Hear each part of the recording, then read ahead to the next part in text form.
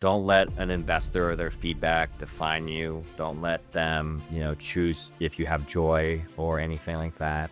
Their opinion is not gospel. It is simply an isolated viewpoint of what they think is best for their fund. It doesn't mean you're not doing a good job. It just means, for them, there is an alignment. And to worry less about raising the VC funding, but just to build a real business. And what we tell our founders is build a business, not to raise money, but build a business so that investors chase you. And the best way for investors to chase you is by building a great business with revenue and repeatable revenue. Welcome to the Inside the Fund podcast, where we go on the other side of the table and learn about capital raising from VCs. I'm Helena Fogarty. I'm a fundraising expert who helps startups raise their seed and Series A rounds.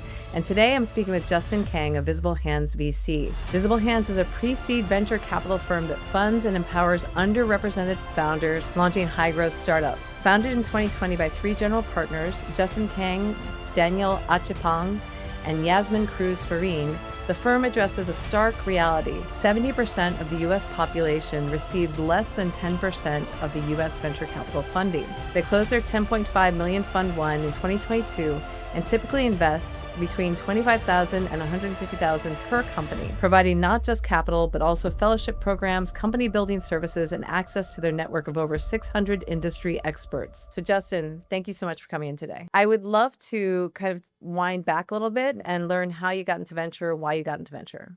Great question. And I think when I graduated college, the intention, I didn't even know what a venture capitalist was. And that was probably over, 15, 17 years ago. I graduated with a history degree and lucked into a job with an organization called Mass Challenge, which was essentially creating a global startup accelerator in Boston, really trying to catalyze the innovation economy there.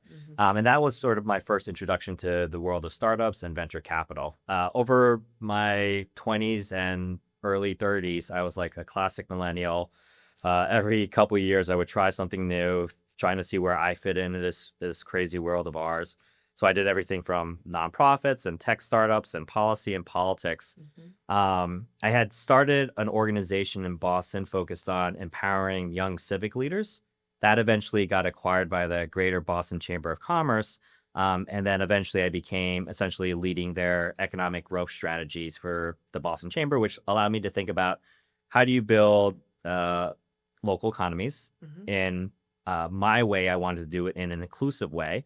So I got to do everything from workforce development to corporate procurement, as well as the innovation economy. I spent 5 years there and had a great time, but wanted to try something new. And I really wanted to focus on one specific thing, which was around how do you build wealth for people of color and women. And for all the ills of venture capital, and people can definitely point a finger at it, I do believe that it has transformational potential in creating wealth within a decade for people.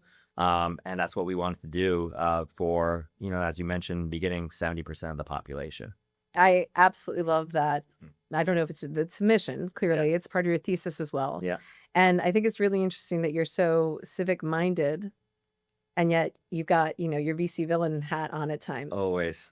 I'm complicated. But, I think to your point, it's just that I don't think capitalism is a good or a bad thing. It's about how we pursue it, and the private markets really set the condition and the foundation of how society works, right? So we really think that VC has tremendous power there. Yeah.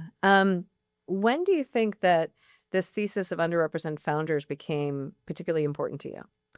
I think there was no aha moment, but I think I come from a life of privilege. Obviously I had my downs and ups and downs and ups, but at the end of the day, there's certain types of people, classes of people from geography or race or gender or sexual orientation or veteran status where statistically on a macro level, they have disadvantages. They start at a lower rung than other demographics in this country. And all we're trying to do is just manufacture enough privilege that people start at the same rung. And we focus at the pre-seed level intentionally because not everyone has that friends or family or that wealth to just like take a year off work to try and experiment. So we think as pre-seed investors, we can help along that way. Cool. So tell me more about the economics of this and how this isn't just, this isn't some sort of social impact. Yeah. Clear, like just social impact. Tell me about the results. I mean, for us, it's all about, we believe purely if we make money, we did good, right? Because we invest in underrepresented founders across this country. Over Fund One, we made over 100 plus investments that leveraged and catalyzed an additional 70, 80, 90 more million dollars on follow-on investments, right? At the pre-seed, there's still a long ways to go, but after 3 years, we have our first couple companies hitting their Series A, which we're super excited about. And that's the transformation that we want, right? We want to see people who are just extremely talented, but might not have the inroads into this VC industrial complex and just make it a little bit easier. So we're not charity, we're not philanthropy, we're not a nonprofit. Our goal is to return cash to our limited partners, the people who invest into our fund, and we're leveraging their money to empower people that fit our definition of underrepresented founders, but who are just extremely talented and just need that sort of that edge by having that first investment from us. Yeah, I love that. I'd love to learn more about how you, Daniel, and Yasmin came together to create Visible Hands. So Daniel and I, known each other since college. So I was a couple years older than him, and he came onto campus, and he was, just this, very excited freshman, and I was probably either a junior or senior, and our just circles mixed, and we eventually became friends. And that friendship lasted throughout college, and then also after graduation. Once he graduated, we became roommates with a couple other friends. So just over, a decade plus, we just were friends, right? And then Yasmin and I connected when I started this organization to empower young people, millennials in Greater Boston. She was happening to work at John Hancock and in their impact investing corporate social responsibility arm. And we connected, and she gave me one of my first funding to do it full time. So That's cool. we just eventually became friends, and I was invited to our wedding and all that good stuff. And I think in 2019, Daniel and I, he was about to graduate business and policy school. I was thinking about leaving my job at the chamber. And we're just playing around with a bunch of ideas, and we landed on this VC funds concept, and we started a few months into it. We brought in Yasmin, and it's been, a blessing to have such great partners.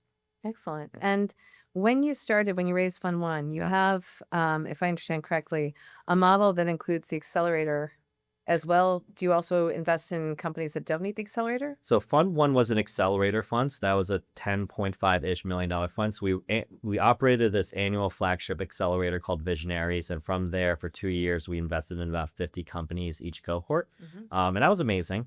And we cut 25 to like 175K checks. Fund Two, which we're closing, and we're actually starting to deploy capital, is going to be a larger fund, and we'll be actually cutting $500,000 checks. Nice. 365 days a year. So we still run these what we call fellowships, like VH Boss and VH NYC, but they're meant to be as like a pipeline program. So we do actually provide them like a non-dilutive stipend.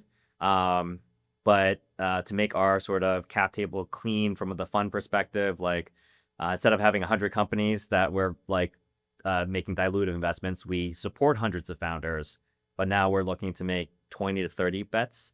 And we wanted to increase the check size because even though 25K is helpful or 100K is helpful, they still got to keep raising more money. So we just wanted to be like, here's $500,000.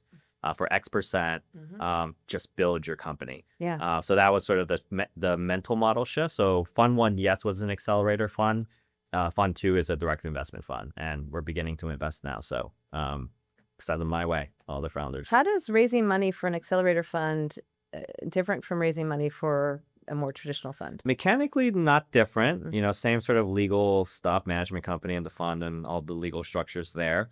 It's just educating the prospective LPs, and it was probably to our advantage. I think accelerators, as powerful as they are, probably get dismissed more typically than direct investment funds. I think accelerators, that term is just not widely respected, just because there's a wide variety of quality control from like one accelerator to the other. And I do think a lot of prospective LPs might see accelerators as like more of a charitable endeavor.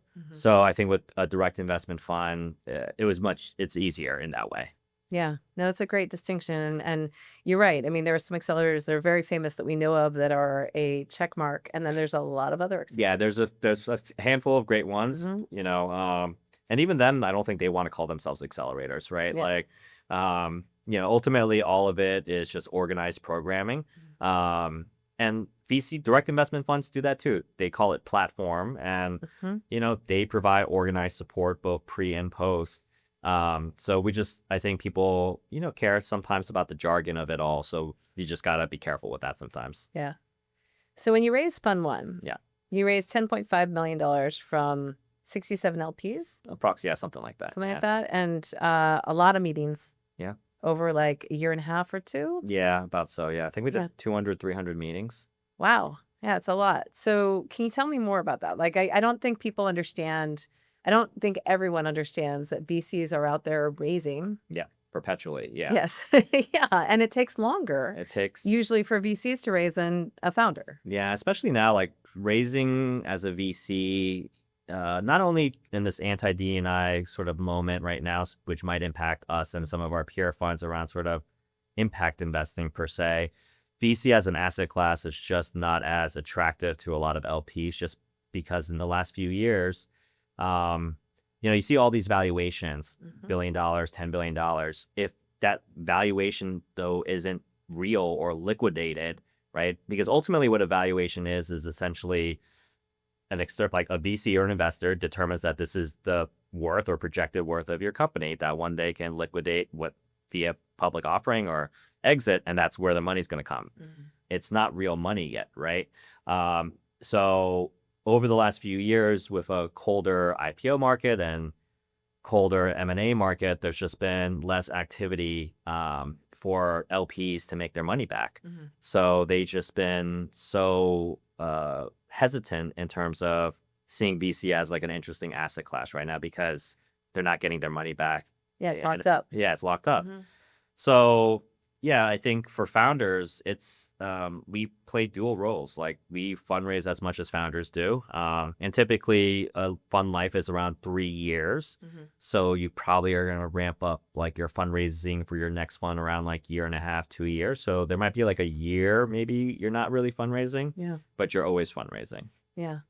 I like to talk about this stuff Yeah. because there's a couple of things like really early stage founders need to know. Yep. Right. And you have a very strict thesis that you're operating with. You have a fiduciary duty to your LPs, and you're here to make money and return that capital. Yeah. Like that's literally your job. Yep. Absolutely. Yeah. And I don't know that founders always think about that. Yeah, I think the headlines get the best out of everyone Mhm. on sort of a lot of things in the world today. Like, we have a responsibility. It's a job. And I think it's important to understand, like, we have a finite amount of capital. We meet with literally hundreds, see thousands of emails of founders and interactions. It's a volume game. And at the end point, like, we can only make 20 to 30 investments. We might see X thousands of deals every year. You're talking about such a low percentage. And, it sucks because you can root for the person. There's so many amazing founders out there. Yeah. But how I think about it is like, I'm trying to build my generational wealth. My co-founders are trying to build their generational wealth for them and their families, right? This is not something we're taking. It's not like we're thinking this is someone else's money. Let's think about it casually. And I don't think founders think that as well. It's just that people aren't aware that we have a fiduciary responsibility. We have our own personal ambitions of future financial security. And that just has to line up in terms of like, how much reassurance do I think this company will make money back for my investors and also provide an off-ramp for, our retirement in the future as well. Yeah. Yeah. And I just want to pause there, give Yeah. that some space because it's really important. Really, really important. So when you were out there raising the first time, Yeah. what were some challenges you faced as first time managers? A lot of people assume that it's around our sort of thesis around inclusion. That wasn't the case actually, because people were like, "Oh, people are not going to take you guys seriously or take you all seriously." It was really about the education around pre-seed. While people, VC is widely established amongst a lot of founders and entrepreneurs. Again, it's not like a huge asset class for institutional LPs, right? And then when you're talking to family offices, we have a number of private equity LPs, and while we all work in finance, like just because you work in finance doesn't mean other types of investing, right? Because someone at private equity might be like, my hit rate has to be 90+%, Yeah. while our hit rate is like 10% Opposite. or 5% or whatever it might be. So in their mind, they're just like, this makes no sense to me. Yeah. So really trying to have people understand like the benefits of a early stage investing fund, what early stage meant, and the risk profile. I think we learned that there's an LP education that needs to happen when you're talking about the stage, right? So that was particularly, I think, most insightful for Fund 1 fundraising, because everyone was kind of understand. Very rarely do we have any like challenges having people understand that like people of color and women and people from other geographies are very talented people. So Well, they're not going to admit that to you. yeah, or that's it. Yeah. So usually not. Yes. That'll probably stay in. Yeah. What kind of founder or opportunity gets you really excited? At this stage, I pre-seed because we invest in companies, even though they might have idea or early traction, like inevitably it's going to change. I think the founders, like I have the best job in the world because I get to surround myself with the most inspired, passionate people. And I think that pure passion just allows me to get excited every day. We play part therapist, part, champion, and just making sure that they get through it all because it's a rocky road. But I think meeting the founders who, are fighting for a problem that they feel intimately and empathetically, you just want to root for them even more, right? Yeah. There's founders, and there's no shade to it, like who find a problem because they see it as like a big market opportunity, and that's great. But it's the founders that see themselves in the people they're solving for, I think, really brings me joy. Yeah, that's great. And how often do you speak with your founders you've invested in? Oh, very regularly. I think, this is a job that it's a service business. Like we are here to serve the founders. We are also here to serve our LPs, but we have dual sort of customer bases here, and I speak to founders 24/7, see them, every other day. It's just a regular occurrence, whether it's standing meetings, but I'm a big texter, and just like random phone caller. So I try to call founders every week that I might not talk to. Nice. But we speak to them on a regular basis. Yeah, that's excellent. Yeah. And, I've raised money for startups in the past. I've worked with a VC board, et cetera, at a startup. And I, sometimes that can be seen as like, oh, I got to talk to this investor. Yeah. Literally. But I've also had times when it's been an incredible resource. Yeah. And having an investor on your side, they have more resources than I might have as a startup founder. Yeah. So I think that when people are evaluating what investors they want to take on, that's also something to look at. Has to. Yeah. I mean, Yeah. even though it's very competitive to raise VC dollars, ultimately it's a partnership that you're trying to build. I want to be very clear though, like when a VC makes an investment and they champion you, they are making a fiduciary investment into the company itself. So their interest and responsibility is about the long-term success of the company. On the flip side, similarly, like as a founder or founding team, your responsibility is the company as well, right? So sometimes you all might butt heads and all that type of stuff, but a check is beautiful, but the person matters equally as much because I've seen horror stories, I've seen amazing stories where founders and investors work well together, but just don't take the money on spec, do your own reference checks, do your own research. But ideally, you want a partner where they actually provide value to you. Yeah. With that being said, like there's a lot of investors that write the check and that's it. And that's sometimes okay. That's what you want. But in the optimal sense, if you could find an investor who could be there, whether it's helping make intros to customers, but honestly, most of my founders just call me to vent and I'm just their sounding board, right? And I think that in itself and the emotional support means a lot as well. Yeah. I also want to like underline what you said, which is everyone is serving the company. Yeah. And that can lead to, I mean, I was brought in to replace a CEO Mhm. at a VC-backed company because she was ready to leave, Okay. and she like was physically burnt out and had like literally broken her back, No. had spinal surgery scheduled. So she found me Yeah. and brought me in, and the board approved me. Awesome. But again, there are times when CEOs are replaced because the duty is to the company. Yeah. Not, you might invest in a company because of the founder, Mhm. but ultimately you're investing in the company. Absolutely. And that sucks. That's, hopefully in a world like most situations, you can root for the founder and also root for the company. But I also think there needs to be a self-awareness for the founders or the founding team being like, it's very rare where you have a situation like Mark Zuckerberg where you start a company and you can still run it when it's worth hundreds of billions of dollars after the fact, right? Yeah. So it's a very different skill set. You don't have to have that journey, right?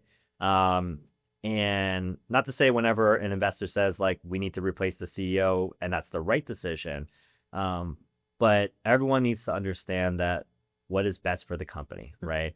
Because ultimately you don't want to have like an Adam Newman or WeWork situation where the individual becomes too much of the company, right?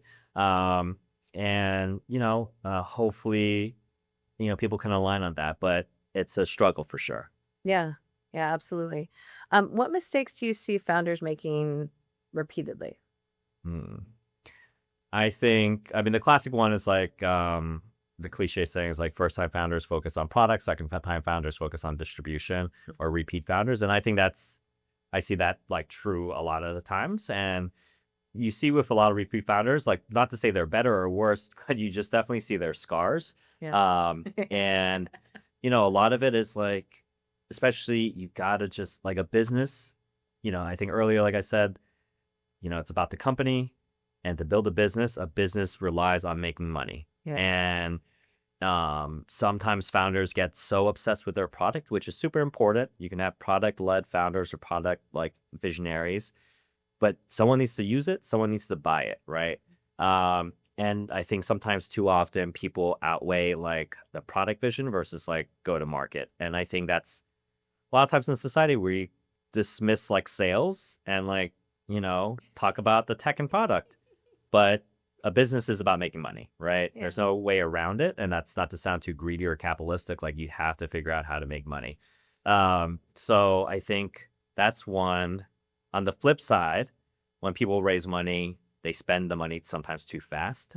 And I see a lot of times for more mature, maybe sometimes repeat founders, or once they face their first cash cliff and they change up behavior, like managing your finances, having strong financial systems is super, super important. Yeah, no, that second one is, I mean, again, it goes back to both of those, I think, go back to the fact that for companies, money is oxygen. Yeah, that's why it's like, Yeah, you literally can't Yeah. function if you're It's- negative. Yeah. Exactly. It is the oxygen because Yeah. if you have zero money, like that's not a business, right? Yeah. So I think the difference between like, do you have a product or you have a business? And I think what makes it a business is like making money. And obviously to be a venture scalable business, you want it to be repeatable business, repeatable sales and marketing channels, scalable, predictable, all those things. And that's just what makes it a different from like, is it a business or a high growth business? Yeah. And we can also talk about, like marketing and sales, which depending on where you live in a company, you can be negative and be like, oh, sales or oh, marketing, but Yeah. they're critical. It's amazing because I shared in my 20s, I jumped around a lot of different careers, and one of the best jobs was working at a startup as a customer success rep. Um, and it allowed me to interact with the sales team, the engineers, the marketers, and you just see like how important like every part of the business is. Yeah. And it was actually in that experience where, yes, people look down on like salespeople or marketers. It's the same thing with like real estate agents. Like some bad eggs make the profession seem like not that hard. Yeah. But I think when you meet like when I finally met like excellent salespeople and excellent marketers, I was like, oh, I get it now. Yeah. Like being a salesperson is not just being charming or outgoing. Yeah. Being a salesperson is to like truly understand someone and trying to like shape and share that value to them so that they would like it's so hard, and like to find like the really great salespeople and see them in action, Yeah. it's unbelievable. But also being charming It's and being helpful. a people person is actually really great. Yeah, absolutely. As someone who's some very awkward at times, like it's really great when people have that talent, Yeah. and it can open doors. And sometimes the founder can have that, which is an incredible plus. Yeah. Charisma's great, Yeah. but it doesn't translate to being a great salesperson. Hmm. And especially to be a great salesperson for a venture backable business, Yeah. it can't be like just based off like because you got to create the systems, and it could be another person, right? Like you might be a great salesperson as like when you're doing founder led sales, and that charm and that passion can get you to the first $100,000. But eventually you need to know how to get that 100K to a million, then a million to 10 million, and you need to have the systems in place. Yeah. Yeah, absolutely. How has the market for diversity focused investing changed in the past few years? It's tough, just to steer away from like politics and all that stuff. But the world is very different from, let's say, now to versus 2020, right? And it's a shift that sucks to see. Yeah. And we see a lot of our peers and friends who are struggling in terms of fundraising and such. So it's definitely worse. More than ever, and this is probably true regardless of like the current sort of social cultural climate right now. Like, if you're raising a fund, you have to be super tight on your differentiation, Mhm. right? And I think this is fair. Like, if you're raising money, it can't be simply we're focusing on underrepresented founders. Yeah. Like, what makes you stand out? Because ultimately, there's dozens, countless of ones that want to focus on female founders or founders of color or founders in underserved regions. What makes you different? For us, we were able to narrate the story of we're focused at the pre-seed. Traditionally, pre-seed funds have to rely on management fees, which is very, very small. So It is small. therefore, they're Yeah. non-existent. Yeah. So therefore, they typically can't provide a robust platform to support their founders, right? We have a separate corporate entity that generates, a couple $1 million every year. No impact on the fund. These are fee for service contracts, where we're able to have the resources of $120 million fund, but still be focused as a pre-seed micro fund. That's right? amazing. And that's sort of our like that. And it took us a while to really articulate that. Yeah. But that's our value proposition, right? Because it's shown that microfunds outperform. And just for people's education, just because like if you got to raise $1 billion, that sounds great, but then you got to make like 10, like you got to make so much, like the money back you have to make is just daunting, right? And so for ourselves, like oftentimes early stage funds just have to keep getting bigger and bigger and bigger because they're chasing those management fees, and essentially they have a larger AUM, multiple funds, and they're collecting 2% annually from all their funds that they have, right? So that is what creates like a very big gap in pre-seed, because who wants to run a $10 million fund and you're generating 200K management fees to pay yourself and all the other expenses of your thing, right? That 200K, even in that, like that's not just for someone's salary, right? Right.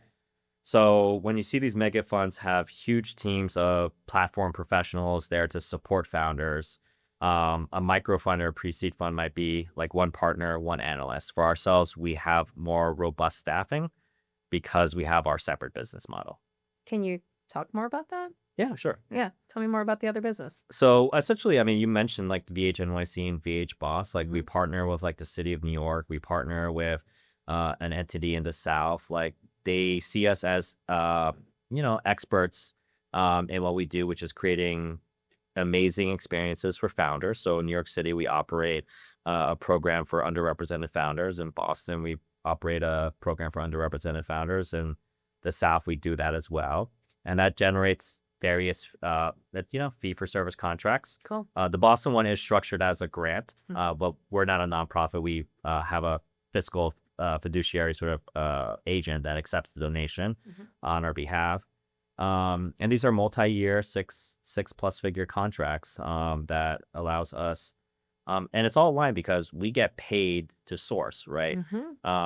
So Sequoia has ARCs, Andreessen has Speedrun. All these big funds have their own boot camps or accelerators or workshops or summits But because of our revenue model, we are able to do things like them Yeah. without having to change the principles of our fund strategy. Well, it's a very big deal. And I was just speaking with another fund manager last week, and she literally said they're on fund two now, two funds of 50 plus million, I think. Great. But they said that they, two partners, they could not go full time until they found a grant Yeah.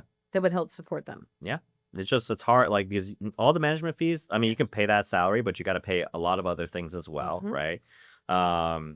And no, it's very seductive to be a VC. Like, it is a great job, but like, it sucks to be an emerging fund manager financially, right? Like, and let me say that, like, I make a decent salary now and all these types of things. So by all means, I'm not, not woe is me, but it's an incredibly risky endeavor.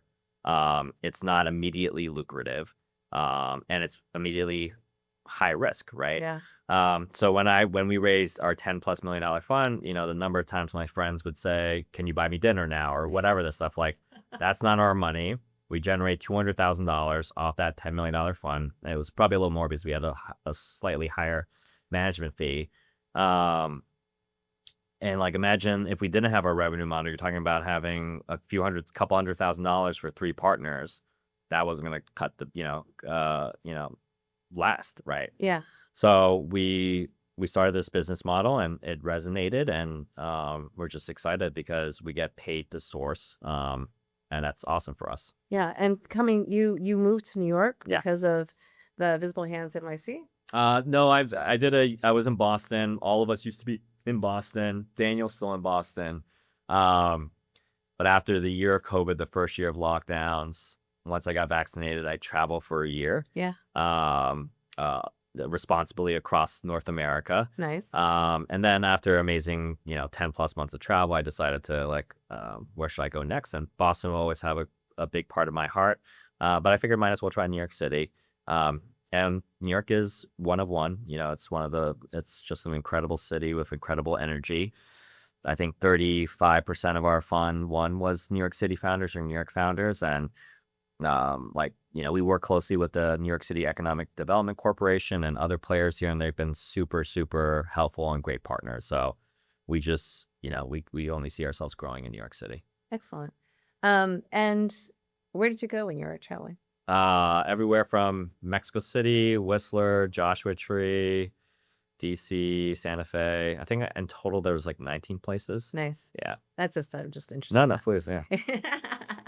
So you've gotten some recognition as top 25 and emerging leader of color, top 100 most influential leader of color, one of the next generation of powerful people in Boston. How do you balance your personal brand with the work that you do? Great question. I try to steer away from my own personal brand. I think I don't think I have any LinkedIn posts. I don't have any social media. In the traditional sense where, like, my brand, I try not to, like, exude it in, like, influencer way. And there's no shame in that. Like, Yeah. There's many strategies in VCs by amping up your content, that it creates great inbound deal flow. And, ultimately, even though there's VC funds, like, it's not that we operate as a team sport, but, it is kind of like an individual sport as well, where, like, the partners and analysts and principals, like, have to find the deals for their VC fund, right? Yeah. I think what's most important for me about my brand building, quote unquote, and I say that because while people assume brand building is all about, like, the social media side of it all, but I think what myself and my co-founders have done is our brand buildings through just, like, building solid relationships, building great friendships.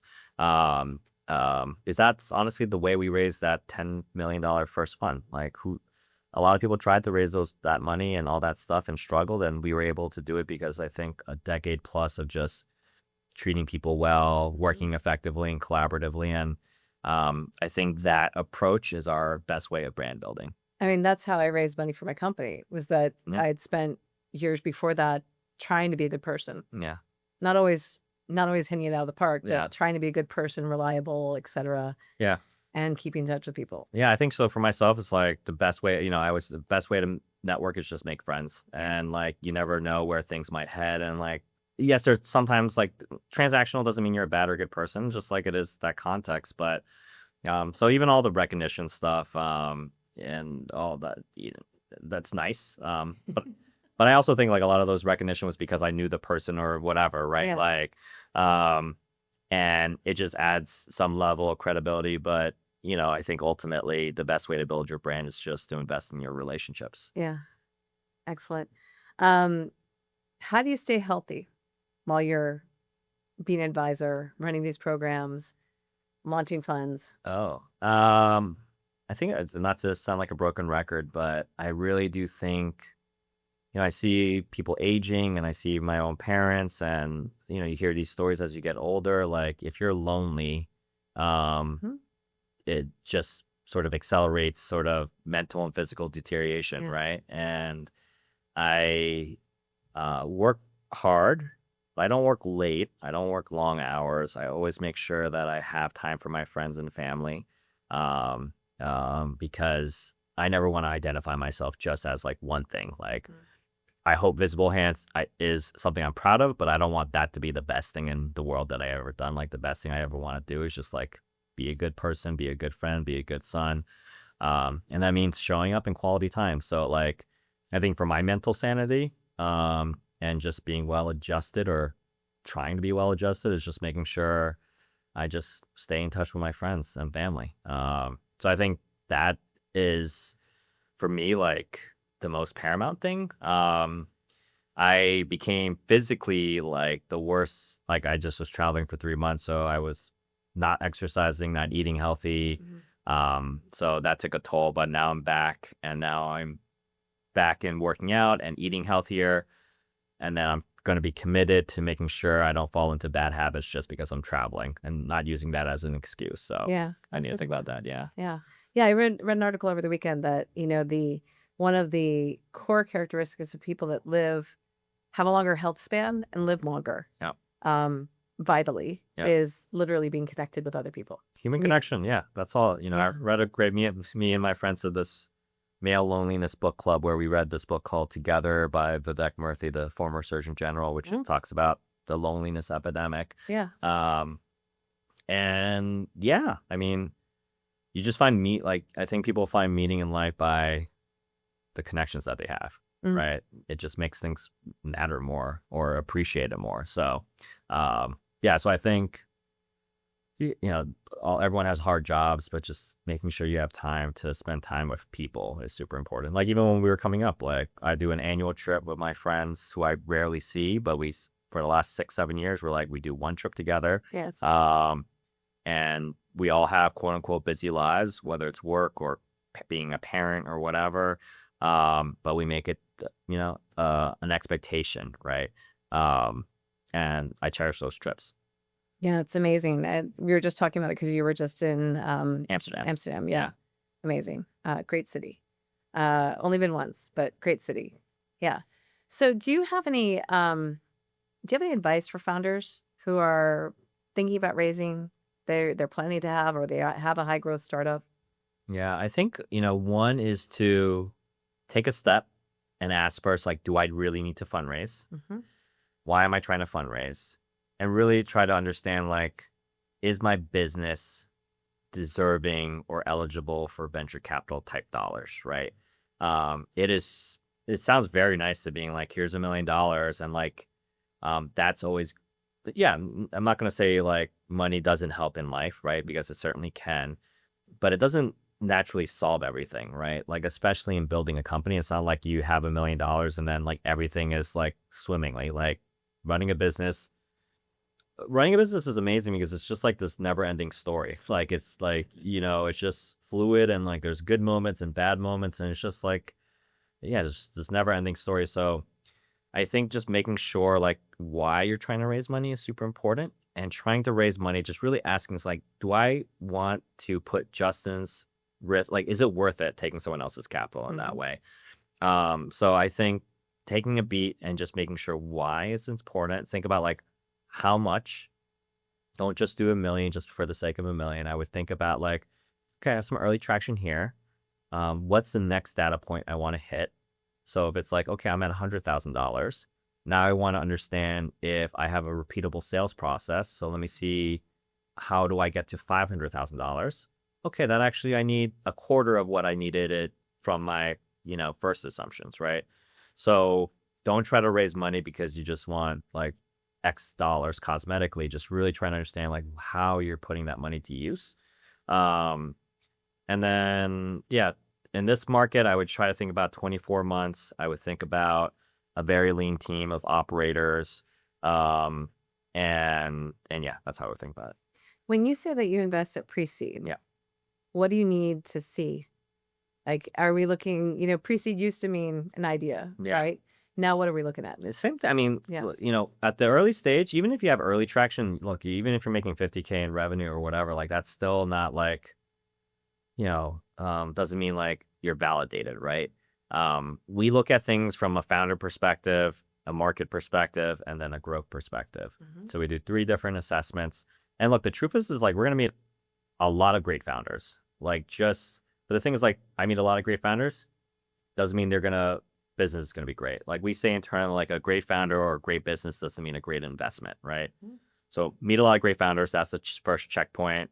And most times, like people are going to be great founders. We do something called experiential diligence, and that's why we do our sort of accelerators and fellowships or other things because we take our diligence slow because we meet a lot of charming people. But on a first, like, you better be charming in a meeting, right? Like if you're doing your first deck, 2 meetings, like it's easy to be charming for 2 meetings, right? Yeah. We want to see how you build and try to understand like how you make decisions and all these things. So it's going to be very rare for us to do like 2 meetings and a pitch deck and then whatever. Ours is going to be just informally and then formally, just like a months long process.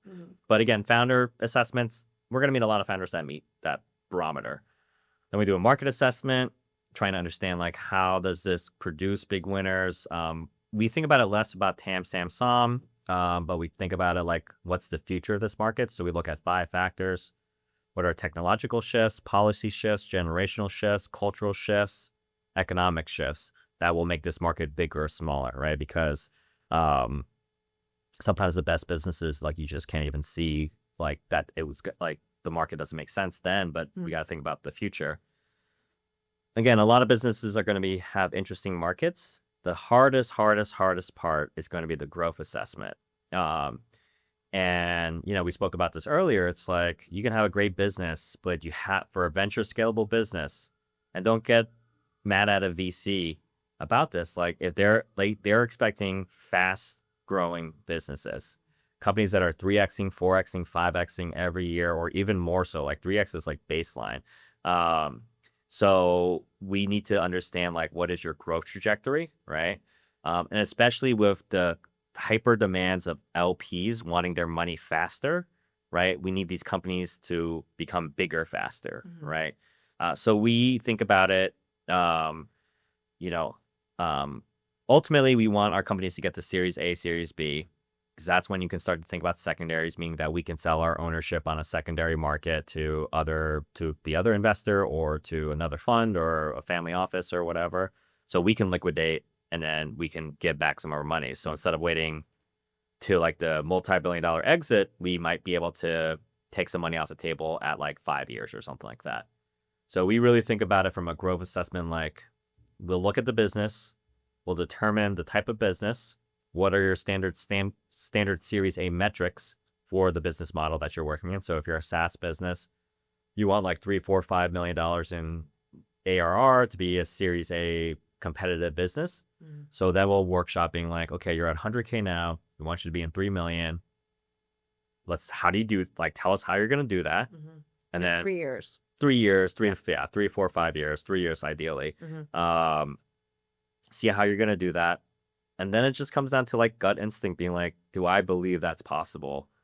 And even if we do believe it's possible, how convicted are we that it's possible, right? Because we only have so many shots at goal. So it's like, okay, yeah, I see how this could work out. I can see it 3, but do I feel confident in that, right? And that's the hardest part because great founders, great markets, but do I feel so reassured that you're going to hit your Series A benchmarks in X amount of years? That's the biggest question. Do you have to have the other two partners on board for every investment? Typically, we're going to do 2 out of 3. But we're starting to deploy capital now. We're starting to look at deals now. I think for the first couple, at least, investments, because Fund 1, we're proud of, but Fund 2, we feel like ready. And we want this. We want to make our impact. We also want to build our wealth. So I think for the first couple investments, which is going to make it even harder, that we want all 3 of us to be excited. Yeah.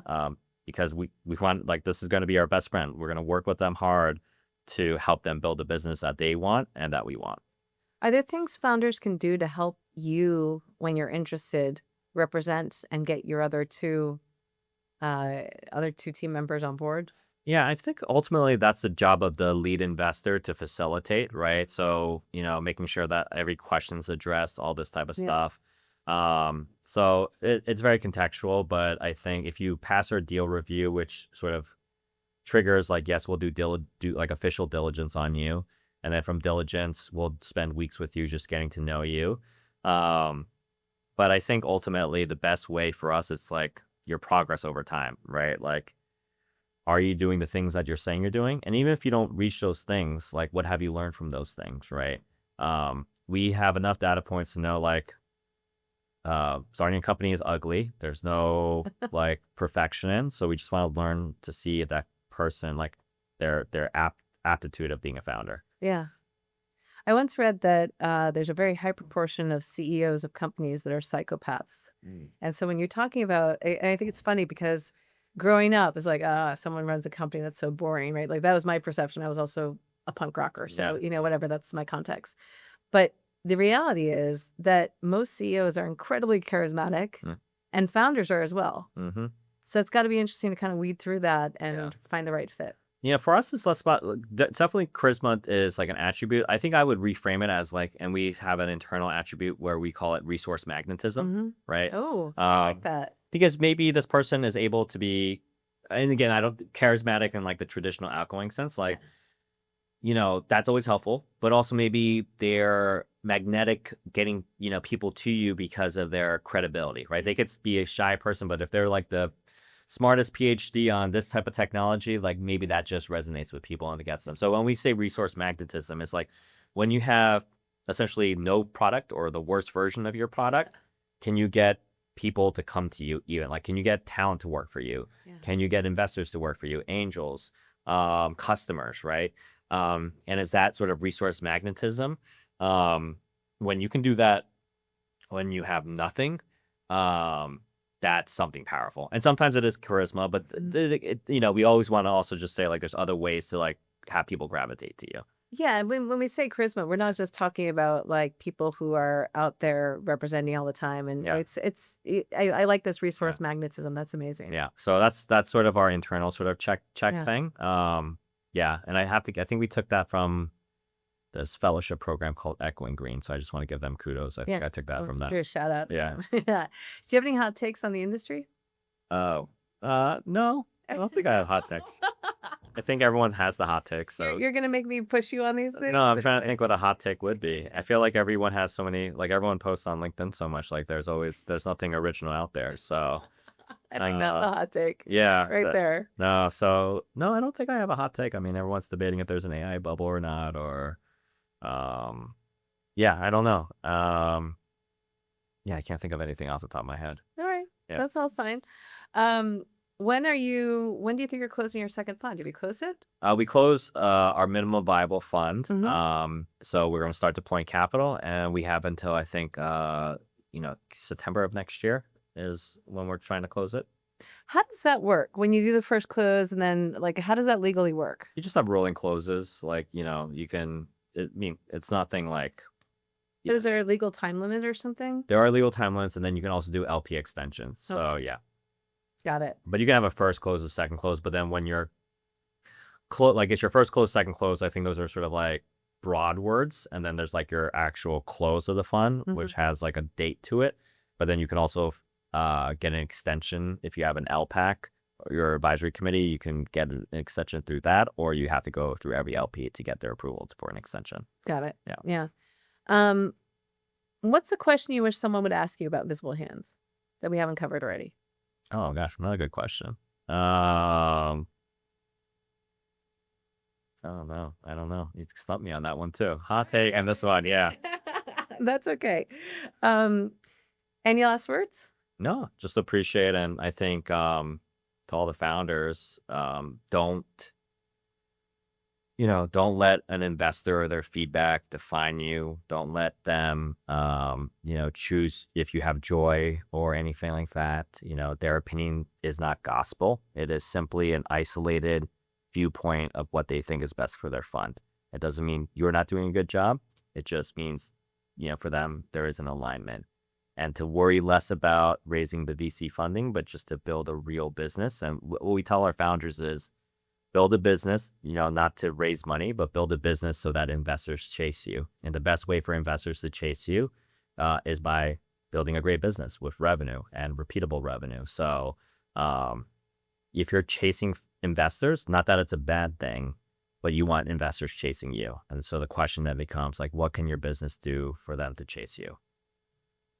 That feels like a mic drop.